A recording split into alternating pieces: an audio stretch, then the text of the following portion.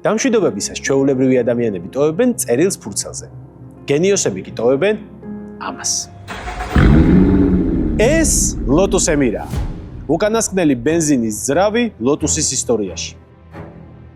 ბრენდი სრულიად ელექტროფიკაციაზე გადადის, ამიტომ ეს მანქანა უბრალოდ მოდელი არ არის. ეს არის გენიოსის მიერ შექმნილი ეპოქის დასასრული. დაწერილი არა მელნით, არამედ ალუმინით, კარბონით და Mercedes AMG-ის ძრავი. დღეს დეტალურად მოგიყვებით გენიოსი ინჟინრის გამოსამშვიდობებელ ქმნილებაზე, თუმცა მანამდე ჯერ Lotus-ის ისტორია უნდა გავიხსენოთ.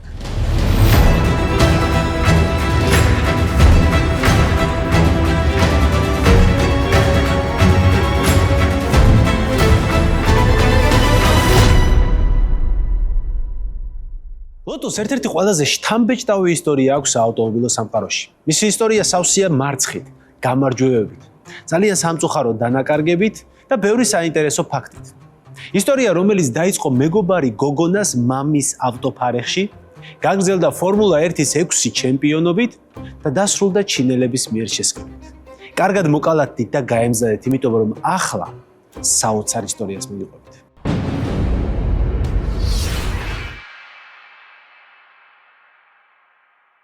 ყველაფერი 1928 წელს დაიწყო, როდესაც ინგლისის ერთ-ერთ პატარა სოფელში კოლინ ჩაპმანი დაიბადა. ძალიან მარტივია სიტყვა გენიოსი გამოიყენო გადამეტებით, მაგრამ ამ შემთხვევაში ის ზუსტადაც რომ სწორი სიტყვაა.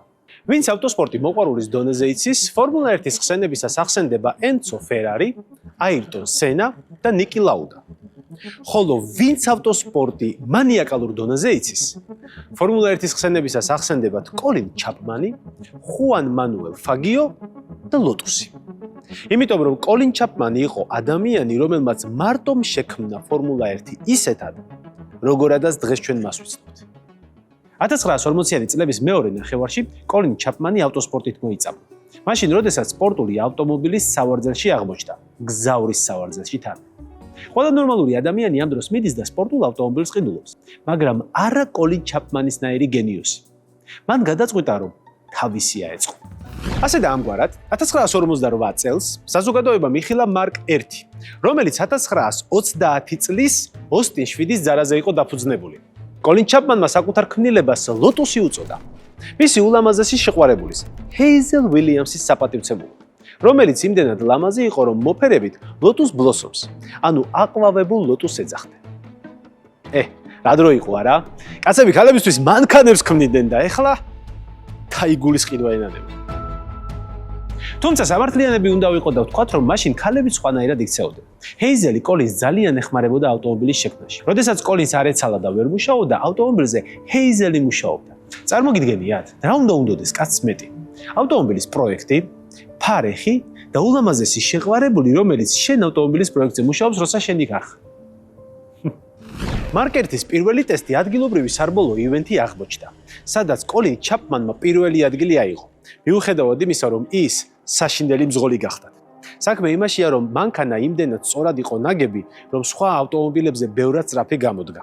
თან კოლინ ჩაპმანს კითხვა ძალიან უყვარდა და დღეები გაატარა ბიბლიოთეკაში, რომ საბოლოო ენციკლოპედიები ეკითხა, რომ მაქსიმალურად ცოდნოდა, სად შეიძლება კუთხეების მოჭრა. მოგებული თანხა კოლინმა და ჰეიზელმა გამოიყენეს მარკ 2-ის შესაქმნელად.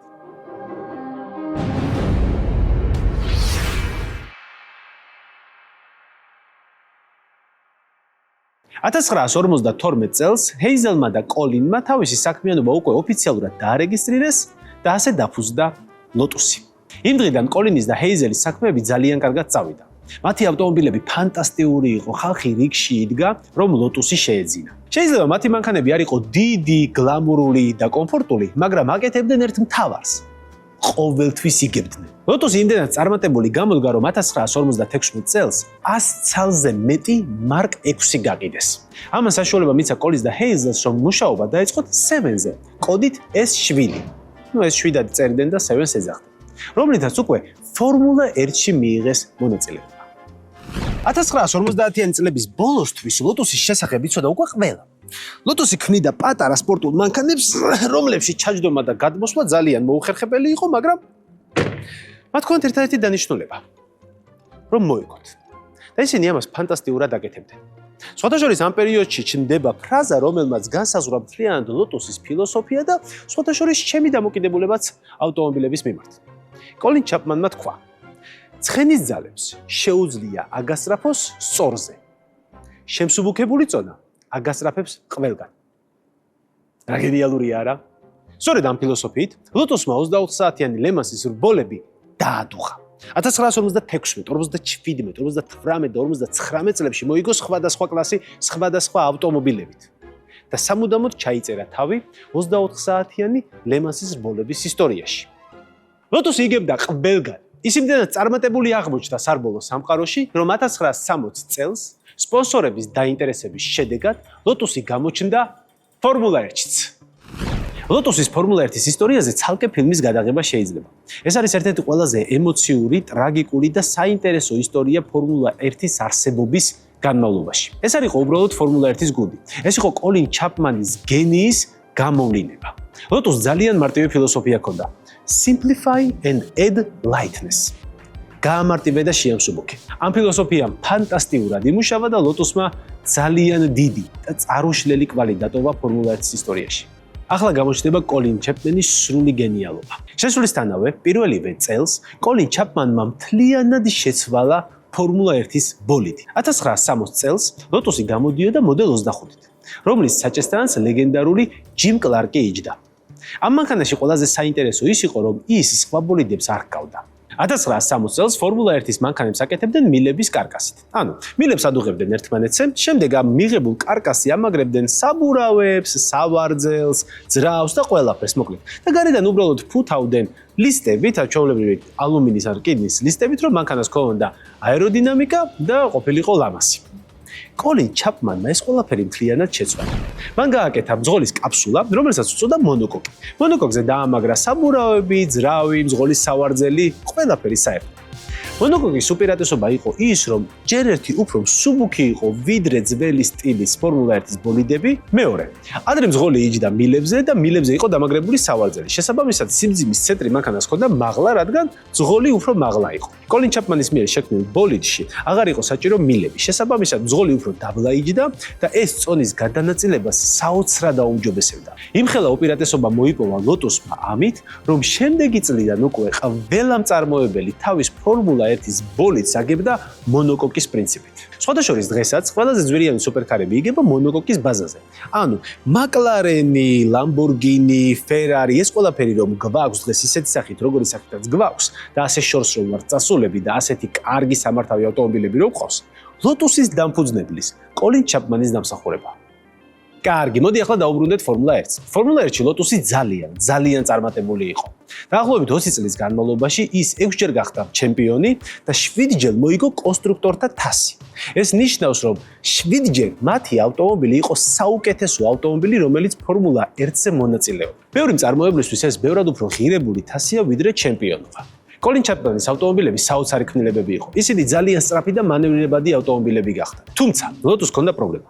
მათი ავტომობილები იმდენად სწრაფი იყო, რომ უსაფრთხოების ზომები, რომელსაც იმ პერიოდში იღებდნენ, ვერ უზრუნველყოფდა, რომ ხალხი არ დახოცილიყო ლოტოსის საჯას. ასე და ამგვარად 1968 და 1970 წლებში ლოტოსმა 2 პილოტი დაკარგა. ახლა კი მინდა მოგიყვეთ ერთ-ერთი ყველაზე სევდიანი და დასანანი ისტორია ფორმულა 1-ის არსებობის მანძილზე.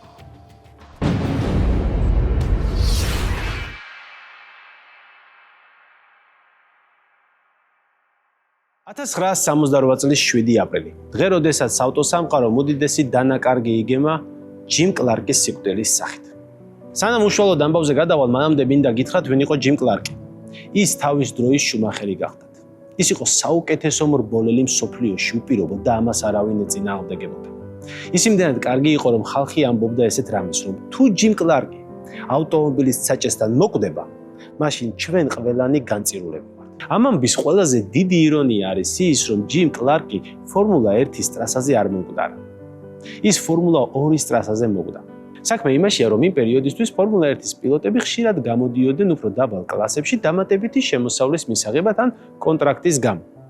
სწორედ ამიტომ ჯიმ კლარკი ფორმულა 2-ში გამოდიოდა ლოტოს 48 მოდელით.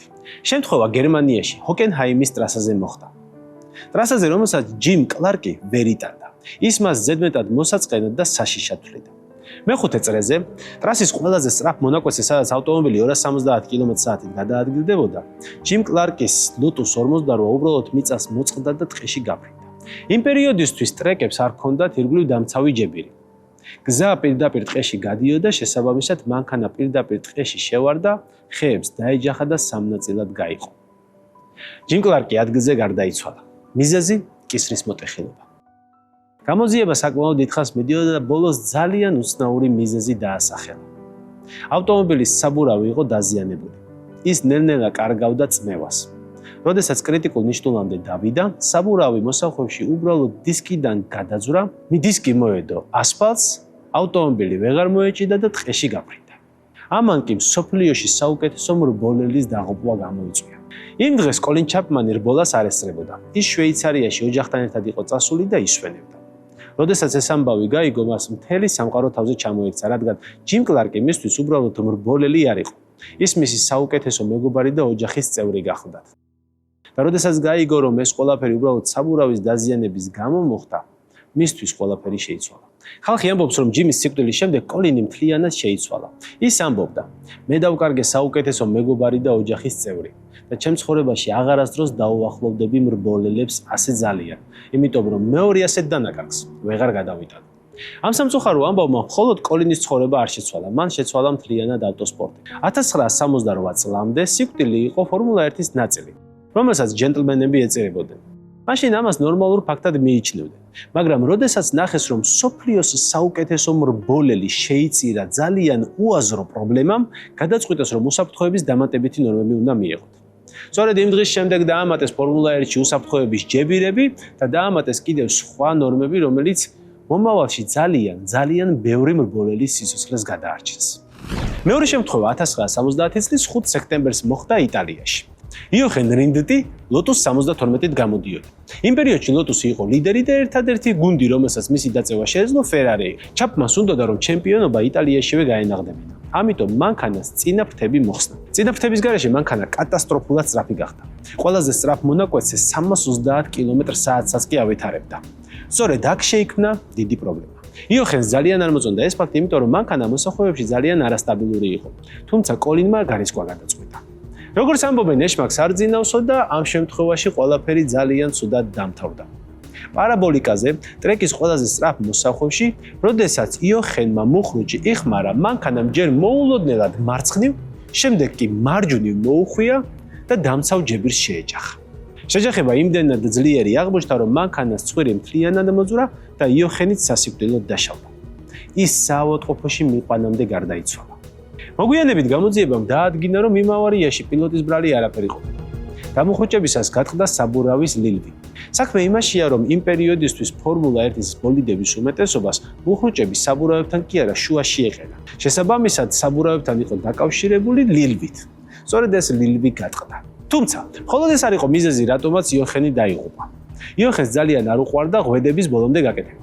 უფრო ზუსტად კი მას არ უყვარდა სკრეჩ სტრეფის დამაგრება.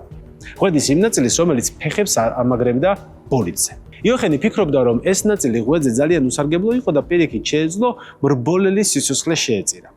იმ პერიოდისთვის პილოტების მთავარი პრობლემა და სიცოცხლისთვის ყველაზე საშიში რამ იყო ხანძარი ავტომობილში. და ხანძრის დროს იოხენი ფიქრობდა, რომ სწორედ ამ სამაგრების გამო დროულად ვერ ამოვიდოდა მანქანიდან და ცოცხლად დაიწვებოდა. ამ შიშიდან გამომდინარე კი ის ბოლომდე არასოდეს იკრავდა ღვედს. სამწუხაროდ ამ ავარიის დროს დარტყმის კუთხიდან გამომდინარე, იმის გამო რომ ეს სამაგრები არ ქონდა გადაჭერილი იოხენს, დარტყმის ინერციით ქვემოთ გაძვრა, ანუ როგორც ძრავი მიძვრება ხოლმე მანქანის ქვემოთ ავარიის დროს დაახლოებით ეგეთი რაღაც დაემართა, ღვედის სამაგრი მოხვდა გულმკერდისა და ყბის არეში და ამ დაზიანებების გამო გარდაიცვალა. ძალიან საინტერესო და სამწუხარო ფაქტია ის, რომ ეს ადამიანი დაიღუპა სწორედ იმით, რაზეც ფიქრობდა, რომ სიკვდილს გადაარჩენდა. ამ სამწუხარო ისტორიამ კიდევ ერთი მოვლენა შექმნა F1-ის სამყაროში. იოხენი გახდა ერთადერთი პილოტი, რომელმაც ჩემპიონის სტატუსი სიკვდილის მერე მიიღო. იმ წელს მისი ჩემპიონის თასი მის მეუღლეს გადაცეს, რომელმაც რა თქმა უნდა, ცრემლების ფონზე ჩაიბარა ეს ტიტული. ასე რომ მეგობრებო, საუკეთესოებსაც კი შეიძლება დაემართოთ ასეთი უაზრო რაღაც. ნუ ჩაარჭობთ მატყუარას ღვედის სამაგრში. გაიგეთით რა იგოდით, თქვენივე სიცოცხლისთვის არის საჭირო.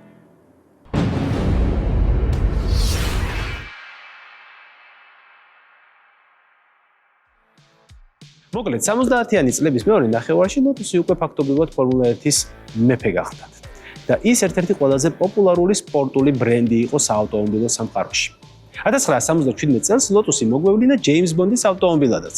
აი ეს ის ლეგენდარული, ალბათ ყველაზე ცნობილი ავტომობილია James Bond-ის სერიებიდან, როდესაც James Bond-ის მანქანას წყლის ქვეშ ცურვა შეეძლო. კი ბატონო, ეს ის ამფიბია Lotus-ია, რომელსაც ჯეტია 5-შიც წააწყდებით და ძალიან ბევრი იყენებს და ერთ-ერთი ყველაზე პოპულარული მანქანა. ასევე Lotus შეხვდებით კინოფილმ ლამაზმანში, სადაც რიჩარდ გირი ძალიან ცუდი მძღოლია და იქ სუბუქი ყოფაქცევის ქალბატონი ასწავლის როგორ უნდა ატაროს ეს მანქანა სწორად და ძალიან ბევრ პოპულარულ ჰოლივუდურ ფილმში. კარგი, როგორც გაიგეთ, Lotus-ის საქმეები ძალიან კარგად მიდიოდა, სანამ 1982 წელს მოულოდნელად მისი დამფუძნებელი კოლინ ჩაპმანი გულის შეტევით არ გარდაიცვალა.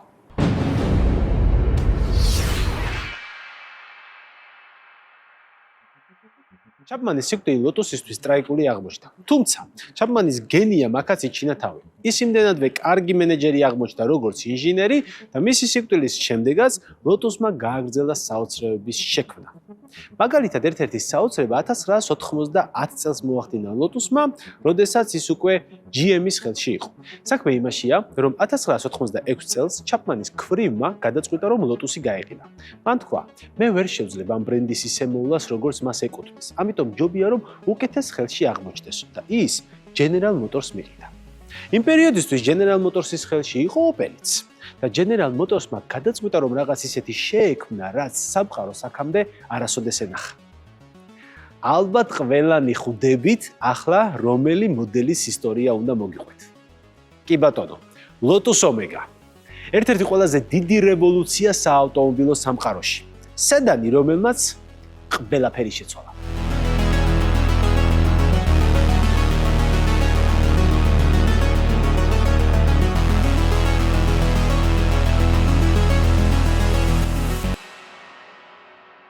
ეს საოცარი ისტორია 1990 წელს დაიწყო, როდესაც General Motors-მა Lotus-ის ინჟინრებს დააბალა, რომ შეექმნათ სედანი, რომელიც სუპერქარებზე სწრაფი იქნებოდა. ვინც ავტოინჟინერიაში ვერ ერკვევით, ეს დაახლოებით იგივეა, რომ ტრენერს დააბალო, რომ 85 წლის ქალს მოაგებინოს ტრიატლონი. რაც დამეთანხმებით, რომ შეუძლებელია. თუმცა, Lotus-ის ინჟინრებმა ეს შეძლეს.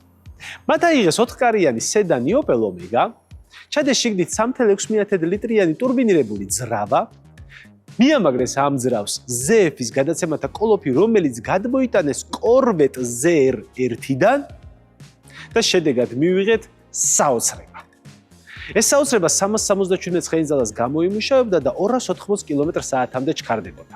რომ აგიხსნათ ეს რამდენად ბევრია, გეტყვით, რომ იმ პერიოდისთვის ბრიტანეთში პოლიციელების მანქანები მაქსიმუმ 140-150 კმ/სთ ავითარებდა. Lotus Omega არის ერთადერთი ავტომობილი, რომლის შესახებაც პარლამენტში იმსჯელეს და მის აკრძალვას განიხილავდნენ. ბრიტანეთში მოიპარეს Lotus Carlton, რომელიც იგივე Lotus Omega იყო, ოღონდ მარჯვენა საჭიანი, და ბრიტანეთში Lotus Carlton-ის სახელით იყიდებოდა. ვინც ეს მანქანა მოიპარა, ის ტიპები ამ ავტომობილით ძარცვავდნენ ალკოჰოლისა და სიგარეტის მაღაზიებს. იმ პერიოდში ამ პროდუქტში ძალიან მაგარი ფული იშოვებოდა.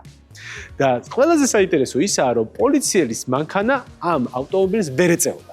როგორც უკვე გითხარით, იმ პერიოდისთვის ბრიტანეთის პოლიციის ავტომობილები 140-150 კმ/სთ ავითარებდა, მათ როვერები ყავდათ და ვერ ეწეოდნენ უბრალოდ ამ მანქანას რა.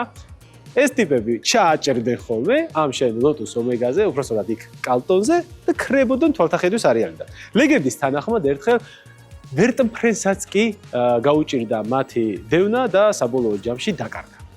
ანუ არა ამ ქვეყნიურად სწრაფი იყო ეს მანქანა. ეს იყო ერთ-ერთი ყველაზე დიდი რევოლუცია სედანებში, რომელიც ოდესმე მომხდარა.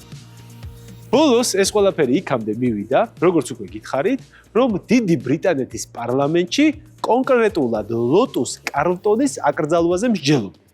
ისინი ამბობდნენ, რაში ჭირდება 4-კარიან სედანს ამხელა სიმძლავრე. არაფერში, ეს არის საოჯახო ავტომობილი, საერთოდ არა საჭირო რომ ასეთი სწრაფი იყოს, ამიტომ მოდი ავგზავნოთ. ახლა ბევრი თქვენგანი რა თქმა უნდა დასვავს კითხვას, რომ რატომ მაინც და მაინც ეცენა ამ მანქანას, ხო იგივე სიჩქარის განვითარება შეეძლო Ferrari F40 პერიოდში და ასე შემდეგ, რა. ისიც რაშია საქმე? ამ მანქანას ჰქონდა 4 კარი და 4 კარი დადიოდა ასე სწრაფად. თან ჰქონდა საოჯახო სედანისთვის განკუთვნილი საბარგული, რაც საკმაოდ ტევადი იყო და ქურდებისთვის ეს იყო ზედგამოჭრილი. შეეძლო 4 ადამიანს ჩამჯდარიყო შიგნით, საბარგული გაევსო ნადავლით და სწრაფად გაქცეულიყვნენ. არც ერთ Ferraris, Lamborghinis და BMW-ს ეს არ შეეძლო.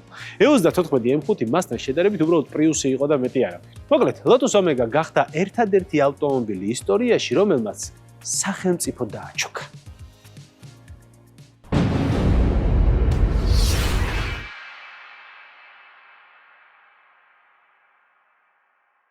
სამწუხაროდ Lotus-ის ისტორია იმ პერიოდის შემდეგ მაინც და მაინც კარგად აღარ გაგრძელდა. მოგვიანებით ის ლეგენდარულმა რომანო არტიოლიმ შეისყიდა, სხვათა შორის ეს არის ის ადამიანი, რომელმაც Bugatti გადაარჩინა და Beasat-ი გამოუშვა, თუმცა მოგვიანებით რომანო არტიოლი შეიწირა ამ თავისმა ავტოენთუზიასტობამ, ის გაკოტრდა და მოუწია Lotus-ის გაკეთვაც.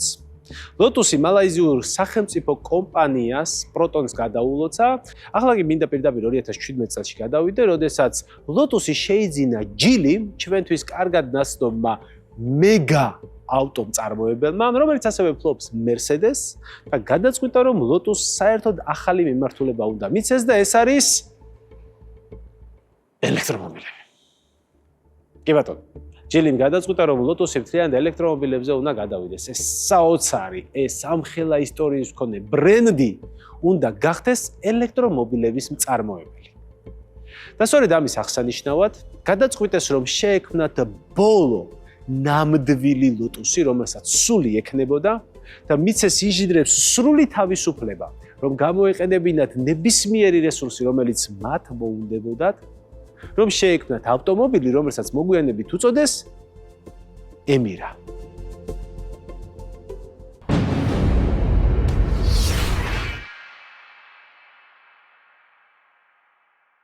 იცით რა არის თანამედროვე სამყაროს პრობლემა? ყველაფერი გახდა უფრო სტერილური. წარმოიდგინეთ ჩვენ ჭამთ ხორცს, რომელიც ლაბორატორიაში გაზარდეს, სვამთ ლუდს, რომელსაც ალკოჰოლი არ აქვს და დავდივართ მანქანებით, რომლებიც ისე ჟღერს, როგორც გაფუჭებული დაისონი. მაგრამ საბედნიეროდ, ბრიტანეთში ნორფოლკის ერთ მივიწყებულ კუთხეში ვიღაცამ დახედა კალენდარს, ნახა რომ 2024 წელია და თქვა: "ჯანდა, ფეხებზე ვკიდია." და მათ შექმნეს ეს 2024 წლის Lotus-ები რა. და ის ავტომობილზე მეტად მომაკვდავი გმირის შუათიდიან იმ მოროტების წინააღმდეგ, რასაც ელექტროფიკაცია ქვია.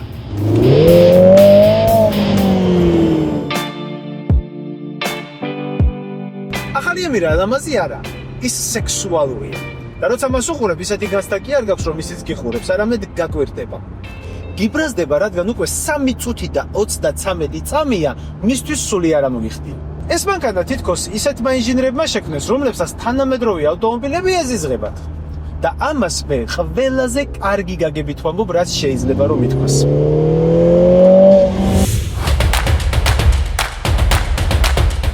აქ არ გაქვს CarPlay, არ გაქვს სენსორები, რომელიც სხვა მანქანებს აღიქვამს და არც ელემენტები წვის შესამცირებლად.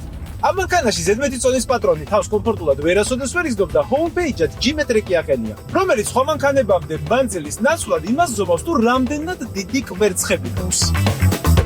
და კვერცხები არის ის, რაც ამ მანქანის ტარებისას ნამდვილად დაგჭირდება.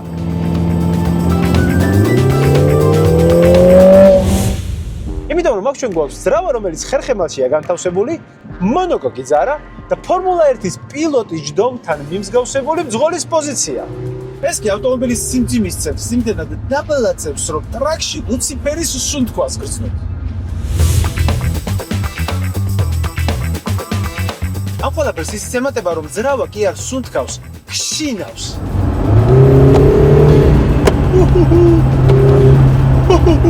ისეთი გასტა მაქვს, რომ კეფაზე დრაკარისის სუნთქვას უსწრებ.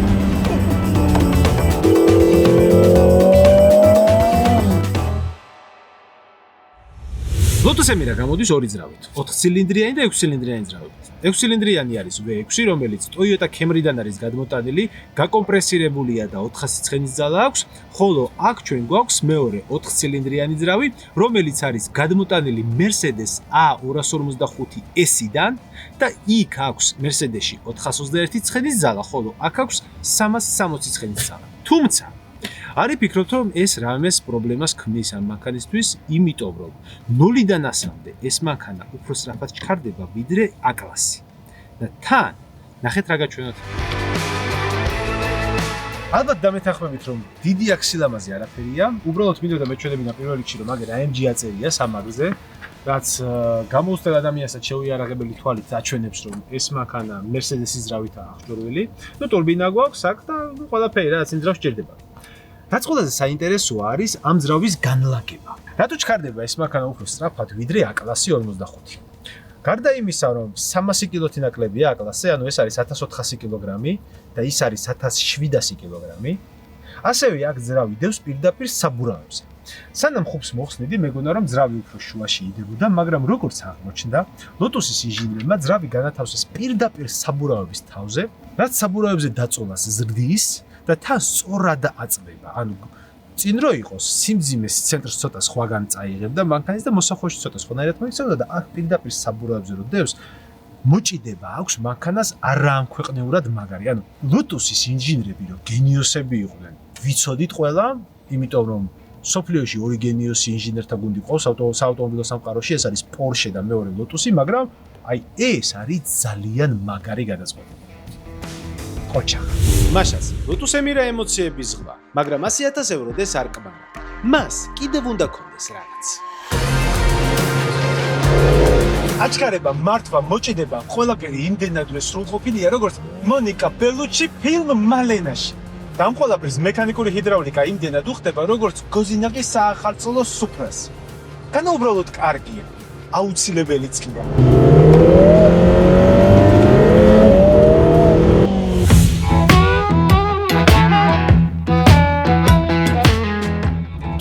რა თქმა უნდა, როგორც ყველაფერი დანარჩენი ამ სამყაროში, არც ემირა უნაკო. მოხრუჭები უკეთესი სურვილს ტოვებს, თუ მძღოლის კარს შეხედავ, ისეთი განსაკუთრება, რომ კი არ მოარგეს, შორიდან ესროლეს და როგორც დაჯდა, ისე დაჯდა. შემდეგ თქვეს, და გაატასავეს. ასევე ყოველ ჯერზე, როდესაც ტელეფონის აღება გინდება თავის განკუთვნილი ადგილი და ისეთი გამოცდილება გაქვთ, თითქოს ლომის ტრაქში გაქვს ხელის შეყოფა. ძალიან არაკომფორტული. ასევე არც ქალაქში ნელი გადაადგილებისას იქცევა ყველაფერი მაინც და მაინც ისე, როგორც უნდა იქცეოდეს. ანუ თუ ტრეკზე სიარულისას ყველაფერი მუშაობს იდეალურად, არავით არის ტურბოჩავარდნები, არავით არის იამები, არავით არის ძალის დანაკარგი, ყველაფერი საათივით არის აწყობილი. მაგრამ როგორც კი გადახვალ ნორმალ მოუდში, მანქანა თითქოს შტერდება. რაც ნიშნავს, რომ თუ მაგალითად მიგორა 2000-ით და ვიღაცის გადასწრება მოგინდა და ადგავგას, ჩამოიტანს ეგრევე მაგას სწრაფად აკეთებს, მაგრამ всё გადაასარი, ეხლა გინდა რომ დაწტარდეს მანქანა, მაგრამ არა. ისევ დაბალ სიჩქარეში ტოვებს. ანუ სუმოჭემულია რა, ისეთი განსტარჩება, რომ ამ მანქანისთვის ნელა სიარული არავის უსწავლებია. ის ველური ცხენივითაა, რომელიც ლაგამს ვერ იტანს. ხო და, აქ ჩნდება პირველი კითხვა. თუ ეს მანქანა გაუხედნავი ველური ცხენია და ჩვენ ვიცით, რომ ველურ ცხენზე ჯერითი ყველას არ შეუძლია. მაშინ ვისთვის არის ის?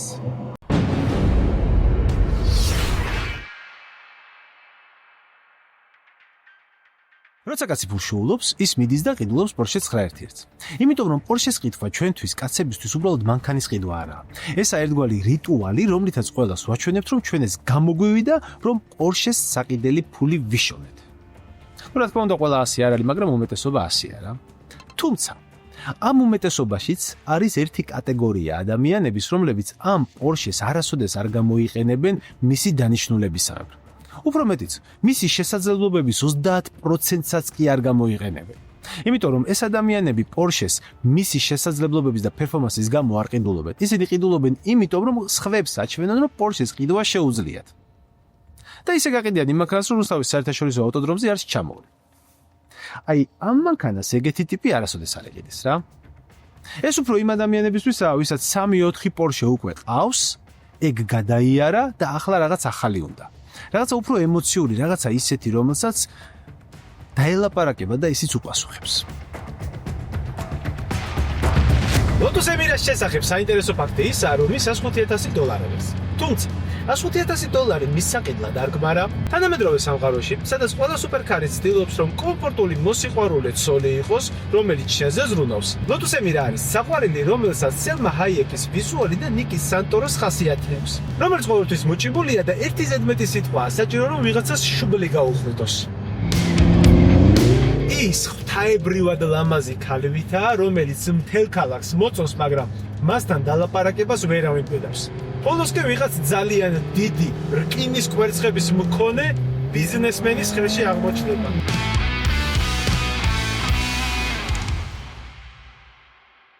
აი ახლა უკვე ჩემი აზრით მზად ვარ, რომ შევაჯამო ეს ავტომობილი და ვთქვა ზოგადად რა გამოვიდა ახალი ლოტოს ემირა და ვისთვის არის ის. როგორც გითხარით, როცა კაცი ფულს შეულობს, ის ყიდულობს პორშეს. თუმცა, არსებობენ პორშეს მეპატრონეები, რომლებიც პორშეს მანამ ყიდულობენ, სანამ ფულს იშოვიან. ესეთი არის დაახლოებით 10-დან 3 ადამიანი. ეს ადამიანები იღებენ უზარმაზარ სესხს, აკეთებენ ლიზინგს და გამოყავთ პორშე და შეიძლება ამ დროს სულ რაღაც 50 კვადრატულ ბინაში ცხოვრობენ. ასეთი ტიპები ამ ყველაფერს იმიტომ აკეთებენ, რომ პორშე არ არის უბრალოდ ავტომობილი. ის ასევე არის შენი სავიზიტო ბარათი საზოგადოებაში. და რაც ყველაზე მთავარია, ის არის გასაღები, რომელიც აღებს მდიდარ საზოგადოებაში შემავალ კარს. ანუ ესეთი პიროვნები პორშეს ყიდულობენ, რომ მდიდარ ბიძიებს შეეტანენ. მაგთან ერთად კლუბში გაწევრიანდებიან, ტრეკ დეიებზე წავლენ, პორშეს შეკრებებზე იქნებიან, გაიცნობენ ამ მდიდარ ბიძიებს, მერე იქ ბიზნესში რაღაცა გამოიყენებენ, იქ ხელს წაუკრავენ და ასე შემდეგ და ცხოვრებას აიწყობენ რა. აი ეგეთი ტიპი ამ მანქანას არასოდეს არ იყიდეს. ამ მანქანას იყიდის აი ის მდიდარი ბიძა, ვისაც ეს ტიპი ეტენება. ადამიანი, ვისაც 3-4 პორშე უკვე ყავს და რაღაცა სხვა უნდა. ეგეთ ადამიანს აღარ ჭირდება საზოგადოებაში დაამტკიცოს, რომ რაღაცას წარმოადგენს, რომ აჩვენოს სხვებს, რომ აი ეს ყავს და ასე შემდეგ. ეგეთი ადამიანი უკვე მაგ ყველაფერზე მაღლა დგას, გაიარა, ფულიც იშოვნა, აღარავის ხელის წაკვრა აღარ ჭირდება და ახლა უბრალოდ სიამოვნება უნდა მიიღოს. ანუ, ერთ წინადადებაში რომ ვთქვა. თუ ზოგი ადამიანი 9-1 ყიდულობს იმიტომ, რომ ვიღაცებს შეეტენოს, ამას ყიდულობენ ის ბიძები, ვისაც ესეთი ადამიანები ეტენებიან.